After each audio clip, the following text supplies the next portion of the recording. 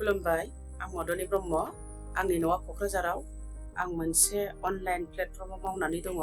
बे प्लेटफर्मानो जादों legal government certified जानाय आरो आं बेयाव मावनानै मोजां मुलाम्फा मोननो हाबाय आरो सनमानबो मोननो हाबाय। बेयाव मावनोब्ला बैसोनि गोनांथि गैया आरो डिग्रीनि गोनांथि गैया। 18 बोसोरनिफ्राय लानानै सात्र सात्रि, साख्रि आवला, न'आव थानाय आइजो माहारि आरो बेफार फालांगिरि मावनो हागोन।